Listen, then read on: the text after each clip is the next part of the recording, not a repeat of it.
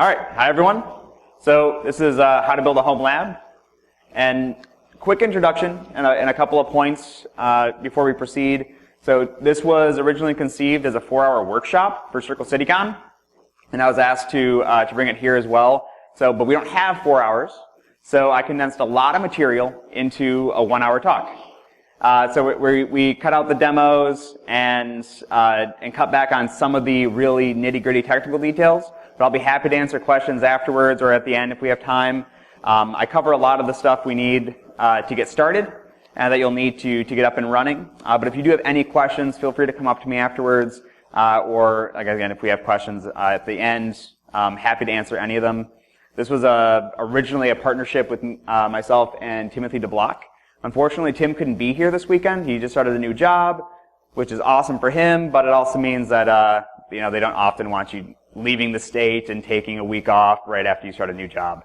So he couldn't make it out to Converge this year, but I know he would want me to point out that you can find him at Tim DeBlock on Twitter, and he is our executive producer for PBCSec, which I'm also one of the co-hosts for.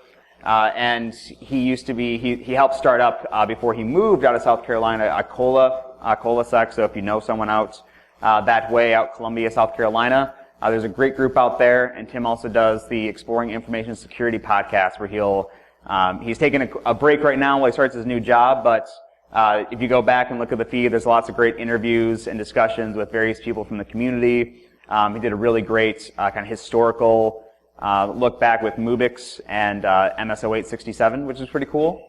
And then for myself, my name is Chris Maddalena. Tim was the blue team side of this talk. I'm the red team side. So a lot of my examples will be red team focused. But this is totally applicable whether you're blue team or red team. We're going to talk about how you can use your lab for learning all kinds of things, even if it's not something you do in your day-to-day. So this is, like I said, for everyone. You don't have to be a pro. You don't have to already be up and running with virtualization software. You don't even have to know what a VM is. We'll cover all of that, and it's pretty easy to get started from the ground up. It's easy to add stuff to your lab. So it doesn't matter what your level of expertise is. If you're a student, if you're just getting started, switching from another industry, there's stuff in here and stuff you can do with a home lab that will be really beneficial to you. So again, for red and blue. And the key thing I want you to take away is kind of this tweet I went and dug up from Dave Kennedy, is that everyone is new to something. The home lab will help you experience new things that you can't see in your environment, that you might not normally see, things you only hear about. You can set up a Windows machine that's patched at a certain level and play around with some new exploit if you're curious how it will affect machines back in your environment, or how you can attack it using that new vulnerability. Just about anything you can do at work. If you can't do it at work, you can do it at home, and we'll talk more about that a bit later. But the key thing is you don't need this. When I first got started, you did kind of need that. When I was getting started with networking, the idea of setting up a home lab did sort of require me to go out and have like some spare desktop or an old laptop or something. And I was a poor student. I couldn't really afford all that extra hardware, and I didn't really have the space for it or the time to set everything up. But what's great now is you really just need one of these. Whether you have a MacBook, a Windows laptop, even if it's kind of clunky, you can set up a really great home lab and do stuff at home without having a lot of powerful hardware. And just taking a quick snapshot of some of the hardware that I use. So like I have a MacBook Pro from 2015 with like 500 gigs of storage. It's a Core i7, 16 gigabytes of RAM. It's fantastic for running VMs. On the other side of things, Tim's satellite, he has a Windows laptop, Toshiba satellite, more storage, an i7 as well, only 8 gigabytes of RAM. And when it comes down to it with the hardware, you don't really need anything all that beefy. You're going to be limited in some way, but only eventually. So every time you set up a VM, and we'll talk about allocating resources in a little bit for your VMs, but really as long as you have a spare core on the processor, you'll need one for your actual host operating system, and then probably at least one for each of your VMs. If you have enough cores, that's really the only limit on how many VMs you can have running. It's just how much do you want to deal with it. If you don't have enough memory and you're not giving it enough cores, it might be pretty slow. But you can make it work if that's what you have available. So taking a look at the virtualization software. So on one side you have the free Oracle VirtualBox. It's not my favorite. It is Tim's preferred one. But it is totally free. That's what it really has going for it. My preferred one is VMware Fusion, which is the Mac version. There's VMware Workstation for Windows. You can get up and running with these pretty cheaply. And if this is something you're really serious about, I do even recommend looking at like VMware Fusion Pro, because it does offer some nice features that you can't get with the normal version. It's a bit more expensive, but you don't really have to upgrade every year. It's just kind of like buying, you buy Windows, you don't have to upgrade every time the new one comes out. If you're happy with what you have, you can stick with it. Then, when you first get started, you kind of want to think about what is the first thing you want to do, and you'll set up your first virtual machine to help you achieve that. More on the blue seam side, you might want to set up something like Security Onion. If you're interested in, defense, IDS, firewalls, you'll set up something like that. If you're interested in forensics, the SANS SIFT workstation is really great. You can download their VM and get started with that. Malware analysis, there's Cuckoo.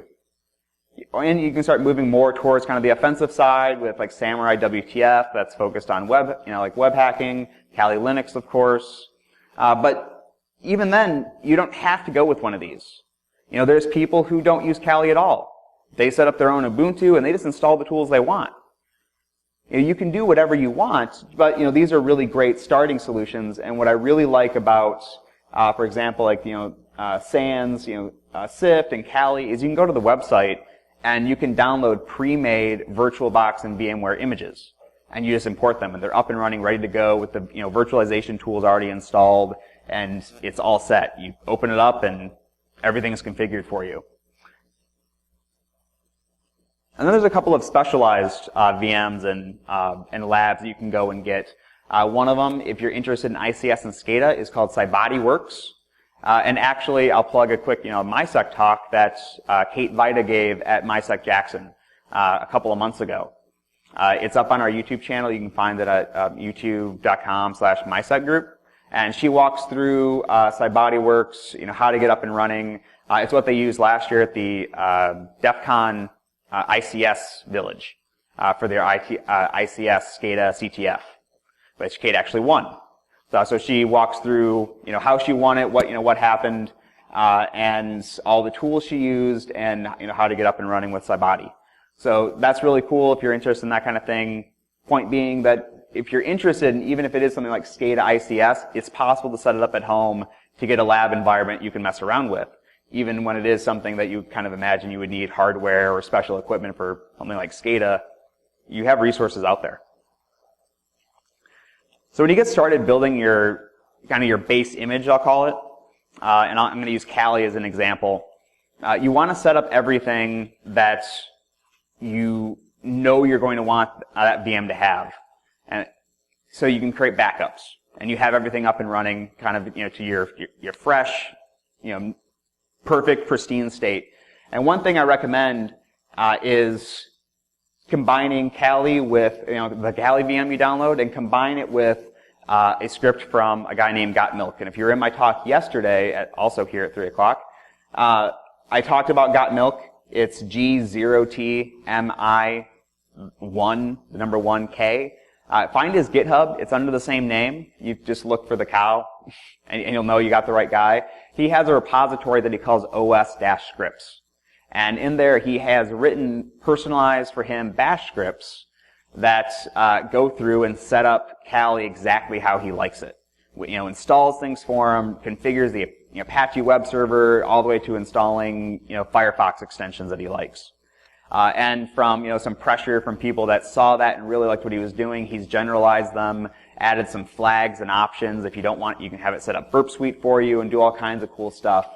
And he makes those available for free on GitHub. You can run one of those. It'll go through. It takes like an hour or so for it to run through on Kali, but you'll come back. Kali will look completely different, and it'll have a bunch of new tools and configuration changes that you might find beneficial. But if you are still learning, I also recommend, as I mentioned in my talk yesterday, go through his bash script. It doesn't take that long to look through it and see what it does. Because you might find things after you run it that feel kind of broken or that are unfamiliar to you, and you can go back into that bash script and figure out what happened. But it does create a really nice Kali instance for you to get started. Then you need to think about allocating resources. Like we touched on this a little bit earlier. You have a lot of options when you start looking through your VM resources and additional settings. The key ones are going to be processor cores and memory. For your base image, the thing you might actually be using to attack other VMs or that you're actually going to be kind of living in and using, I would recommend probably going at least for like 2 processor cores and 2 gigs of memory, if you're able to spare that on your host system. Because that'll give you enough where it's snappy enough that it doesn't feel really sluggish. If you start cutting back too much, you might not enjoy your time using the system. A lot of your attacking, the machines you're just going to be attacking or that just sit off and are going to do nothing but be a target for you to look, for something you to look at, you can give those like 256 megs of memory and 1 processor core, and they'll sit there and be happy, unless the creator tells you it's going to need more. There's a couple of other settings that's worth being aware of. One being isolation. So for your base image, you might want to have isolation turned off. It's off by default, but what isolation does is it makes it so that you can't like drag and drop or your clipboard won't follow. So if you have isolation turned off, as it is by default, like I said, you'll be able to do things like switch over to Chrome on your host operating system, Google something, find a command, copy it, move back to your VM and paste it. You'll be able to just drag a file off of the VM and drop it on your desktop. If you don't want that to happen for some reason, you can turn on isolation. Encryption, it's worth considering it, depending on how you use that VM. If it's just going to be a VM you're screwing around on, and it's living on your computer, it's probably not necessary. But if it's going to be something you put on a thumb drive that might have you sign into Google on it might have your accounts, or you might end up having information on it that you wouldn't want someone seeing or screwing around with, turn on encryption so that if someone gets a hold of that VM, they can't root around in it. And then sharing. Sharing is really cool because it's a little bit different from the isolation setting and what you can do by default. You can set up sharing where there's a file on your host system that is shared and mounted on the VM. So you can drag files in there. If you, for example, I used this a lot when I was doing the OSCP. So I was living in a VM working in the lab network, doing the exercises and things like that. And I would keep notes and drop them into a folder that I had shared with my MacBook. And then if I ever wanted to reference one of those notes and my VM wasn't running, I didn't have to spin up the VM, get in there and get it, or if I wanted to copy something back and forth, I would just drop it into that folder and instantly it's available to both machines. Networking is something that's worth paying attention to, and that because we're a little bit green shifted on the screen, that the bottom arrow is supposed to be bright green. You can't really see it here, but what I want to point out here is you need to be careful about how you set up these machines. So with like your Kali box that you might want an internet connection for, you want to be able to use Google, you want to be able to download updates, things like that. You can turn on, share with my laptop, and have it share the internet connection of the host operating system. That's fine. But when you start downloading vulnerable machines, which we'll look at in a minute, that are made to be attacked, that are made to have a vulnerability, you don't really want to share that with the internet or whatever network you're on. You might not want that showing up, as available. So make that private, to your laptop. And you can add 2 networking interfaces to your VM, which is what makes VMs really cool. Because you don't have to go out and buy another network card and put it into a slot. You can just open up settings and say, I want another network card. And it's got one. And you can make one for your base image to be shared with your host operating system and one that's host only. And then every other machine you spin up on your computer, you just give it the one NIC, make it host only. It'll get an IP address for the host only network. And then your Kali image can see it. And you can play with it, you can attack it, you can talk to it, do whatever you want, and no one else can see it. And this is one example of something that gets added with got milk script to Kali. But whether you're using that script and Kali or you're going to set up Ubuntu and create your own custom image, I do recommend that if you're doing any kind of red team, playing around with pen testing kind of stuff, look into Foxy Proxy. Because this is really fantastic, and as you'll see in a minute, you might even want to install it on your host as well, like in Firefox. Because what Foxy Proxy does is it lets you set up, as you can see here, he's got one for burp and WEF, one for SSH tunneling, and what you can do is that'll tell Firefox, hey, use this proxy for burp. And then when you don't want to use burp anymore, you just click this little Fox icon next to the address bar and turn it off.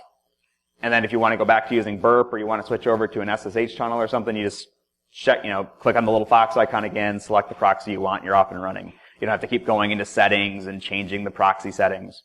So this is really, really handy. So that's why I wanted to make sure I called it out. Because sometimes I talk to people about burp and they say, yeah, it's really irritating. I forget to turn the proxy off and then I think my internet connection's down and et cetera, et cetera. It's like, no, you can install Foxy Proxy. It makes it really easy.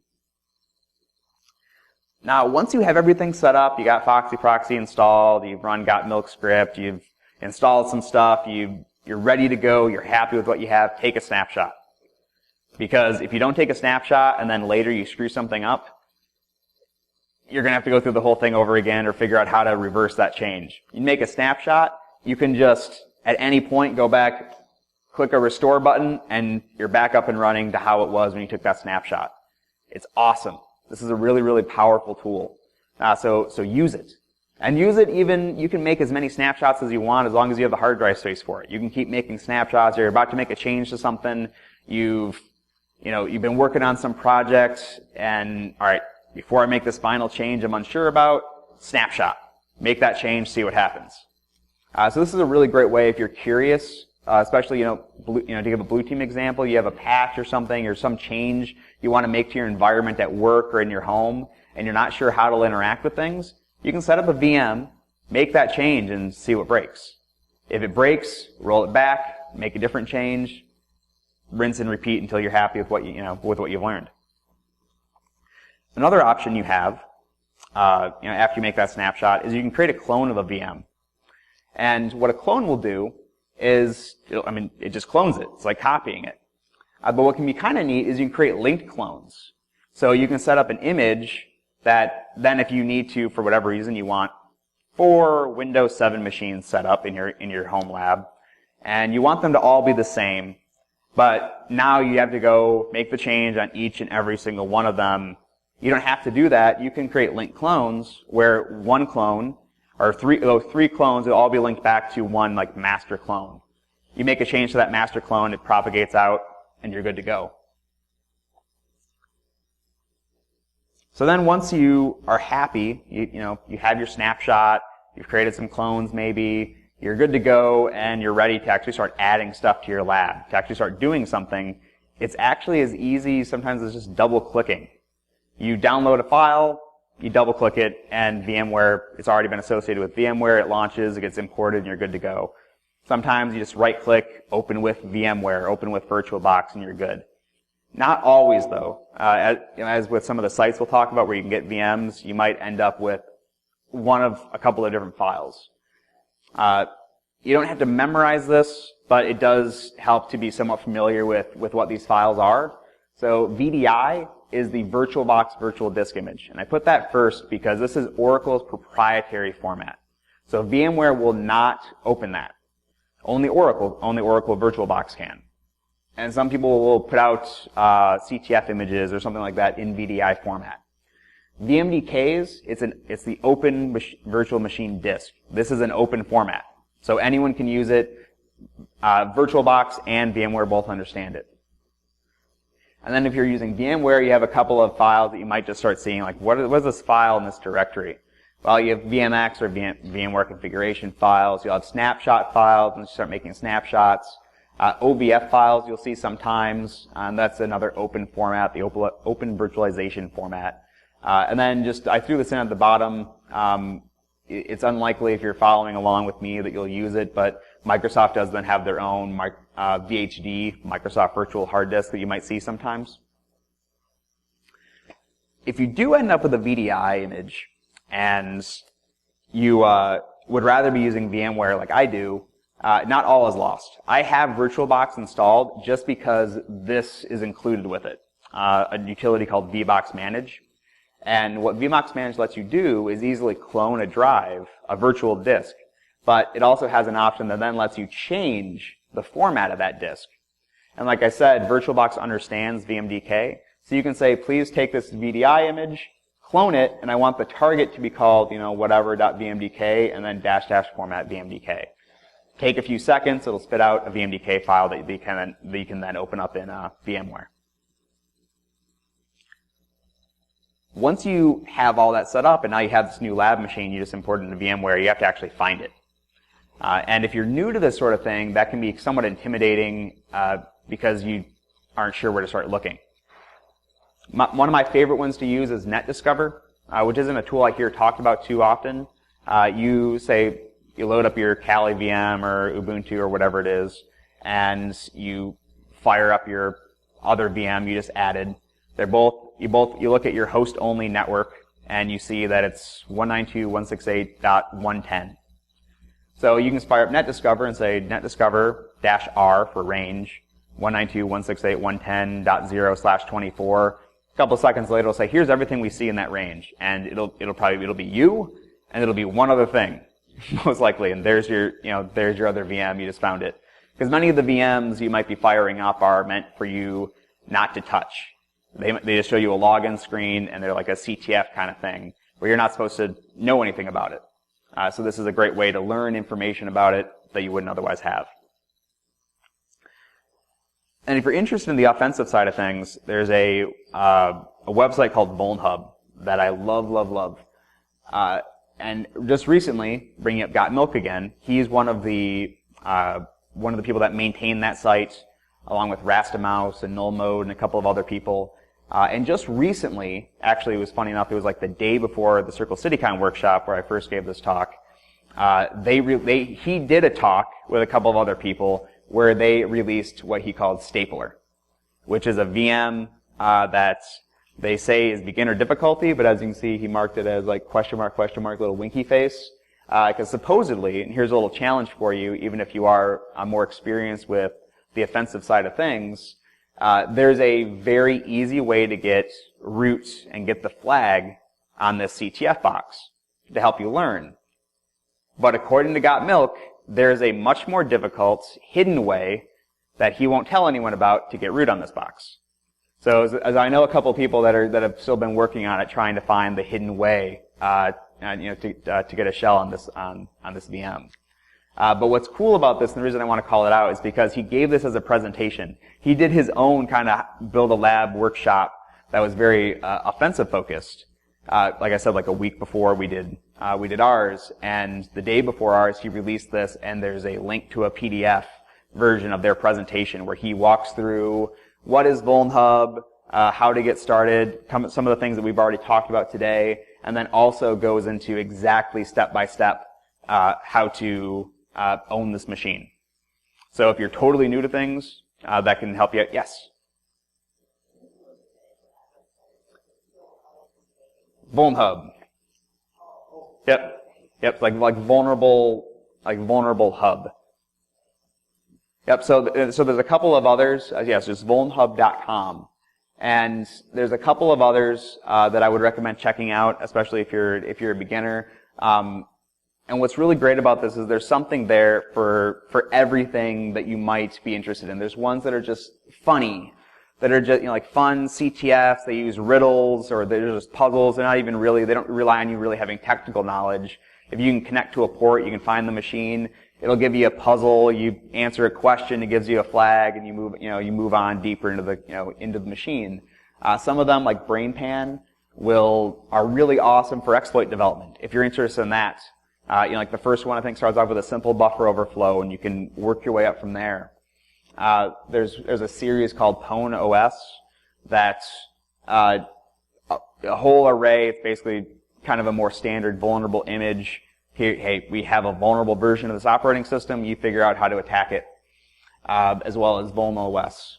Chioptrix has a bunch of different interesting challenges. D-Ice is great. Some of the dev random ones are funny. There's one called Sleepy that's like Seven Dwarfs themed a little bit. So you can have a lot of fun with these. Now, let's say you are in a situation where you don't really have the hardware to run a bunch of VMs, or you're really kind of intimidated by VMware, what have you. There's other things you can do. Or maybe you're just not interested, because there is a lot of, I realize a lot of the more interesting stuff that I know I get excited about are offensive focused. But there's other things you can do at home that's that's in a lab that doesn't require a bunch of hardware that you can play with, or just using hardware you'll already have. To begin with, there's OWASP makes a project called Bricks, and Bricks is really cool because they do make a VM for this, and I'll call it out if you look for the OWASP Broken Web App Project, BWAP, and they make a VM that has Bricks and a whole bunch of other stuff that they've put out over the years in a VM with dozens and dozens of web apps that will teach you, this is the command injection section. Here's a bunch of web apps we created that have command injection. Go find it. This is SQL injection. This is that. So if you're interested in web app or AppSec, awesome. That's an awesome tool. But Bricks, let's say you don't want to set up a VM, or you're just in a situation, you're at work, you want to do this for training at work, but you can't set up a VM. Bricks you can download, and it's just a directory on your computer. It starts up you start up its own little web server. It uses your host OS, because it's not going to do anything to you. You can sit there and own all these web applications, and it's not going to hurt your host OS. And all you have to do is you can just use Burp in a web browser. All free stuff, download the free version of Burp on your computer, and fire up your own web browser on that host operating system with Bricks running, and you can attack those web applications. No, virtualization required. To even take a further step away from using anything, on your computer other than Burp, is over the wire. Over the wire is really cool because all of their challenges are SSH and web-based.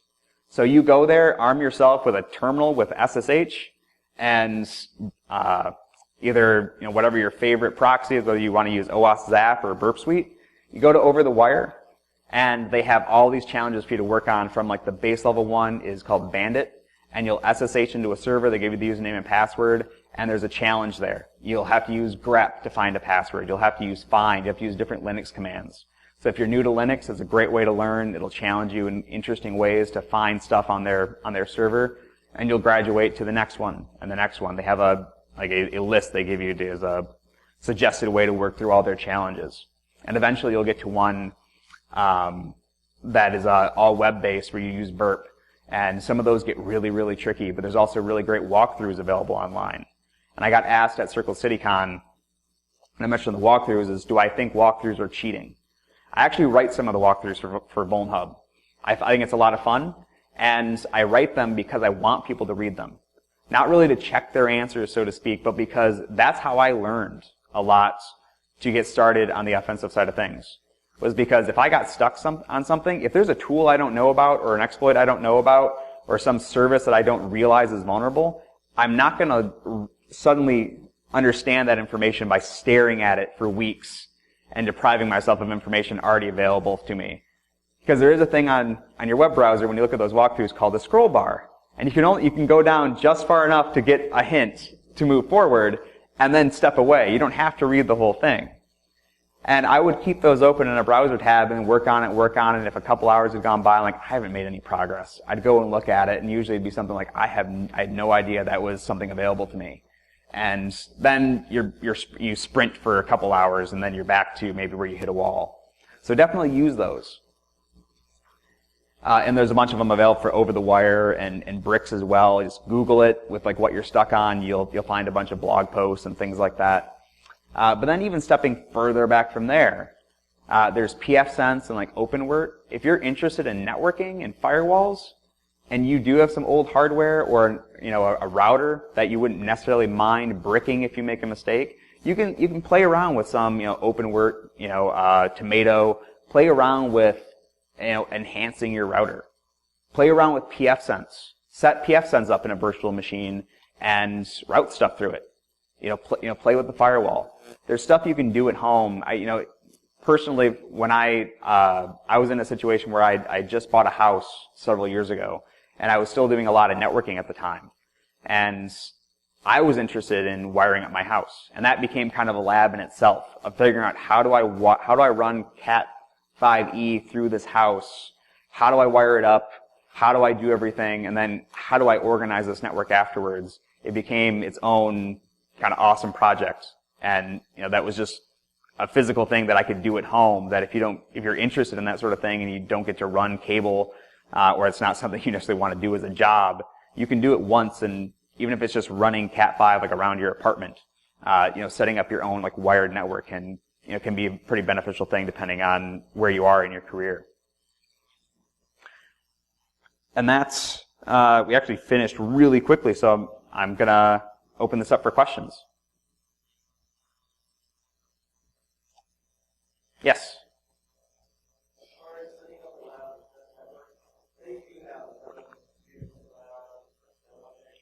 Mm-hmm.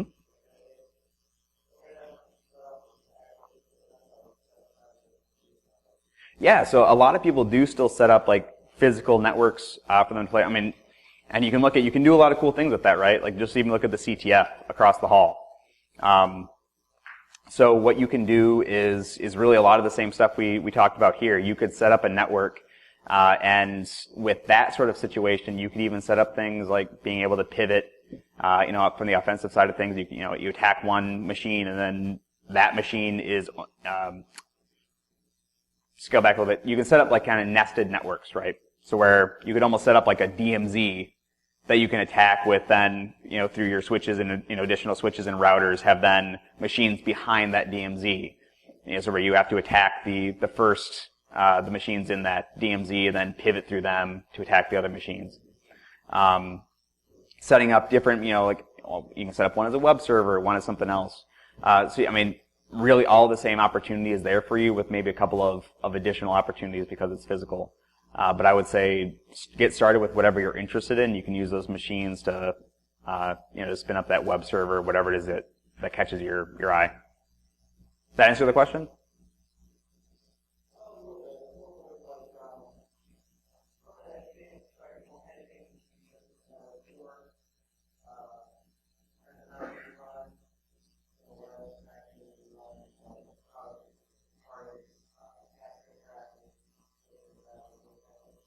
Oh, sure, yeah. I mean, unfortunately, the best way I can think to answer it is really going to depend on what you're interested in. But yeah, like you go ahead, you can simulate attacks, simulate different types of web traffic, and yeah, sniff that traffic and then go through the PCAPs afterwards to see what you can see.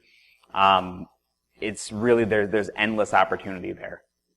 So it would depend on exactly like what you're interested in at the time, and then since it's your lab, you could make changes to it at any moment.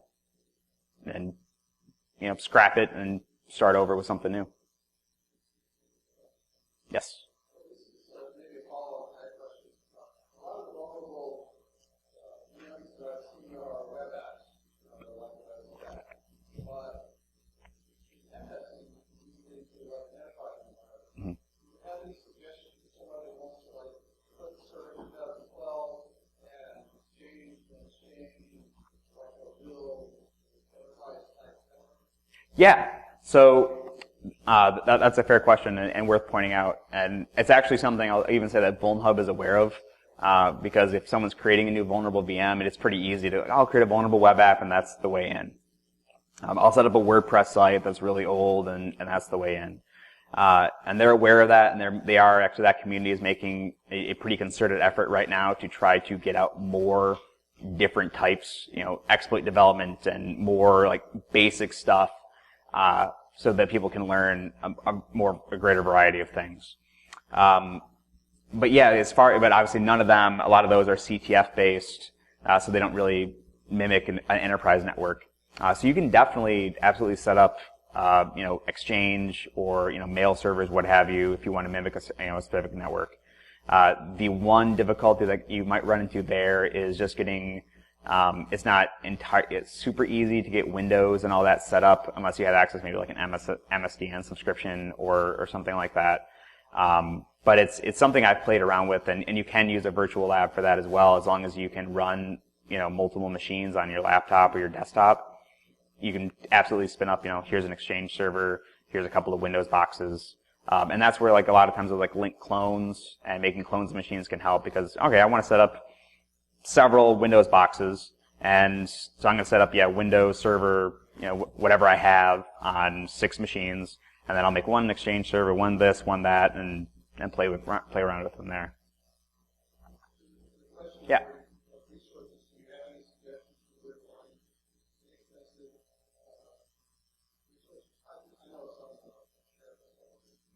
Sure.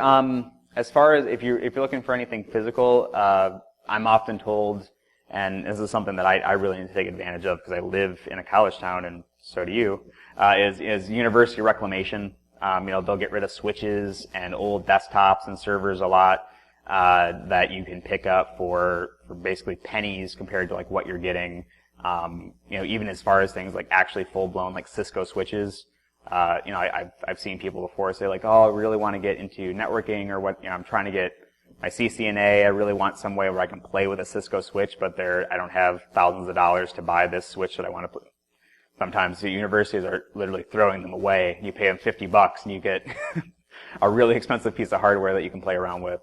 But I remember especially if you're a student, I remember being in classes with professors coming in and saying, I have literally like a barn full of old servers that I'm trying to get rid of.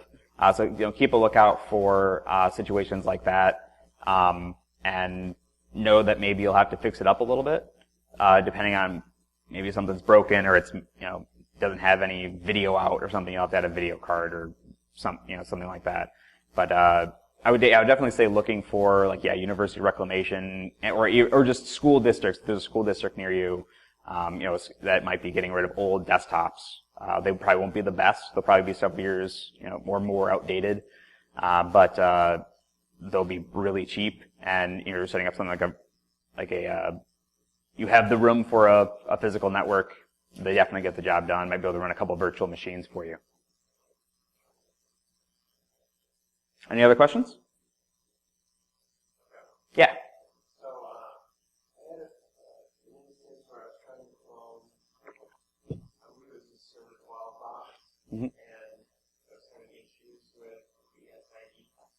They wanted me to run sysprep. Is that common, or was I doing something wrong? Do you happen to have, I assume you don't have it with you, it's probably like a problem you ran into? I don't know. Because it's not a problem I've had, but I'll say if you had it with you, we could take a look at it. It's not a problem I've run into myself. Okay. Yes? When you were saying 12, like those machines that you were using, obviously you have to change the address and all that stuff. They'll typically, if you set them up to grab a DHCP address and they have, say your host-only network, they'll grab it from the pool of addresses available. VMware will assign them one. Will it cause any issues on back address? No, it shouldn't. You can even go in, just as throwing it out there, you can actually even go in and change the MAC address for a virtual machine, which can be kind of fun. You can make it look like it's an NSA, owned by the NSA or something like that. And make a lot of changes like that to the VM if you start digging into some of the hardware changes you can make. But no, in general, you can spin up as many as you want, and it'll keep handing out, VMware will keep handing out VMware MAC addresses and IP addresses, no problem. Any other questions or comments? Yes? Why is it like VirtualBox or VMware instead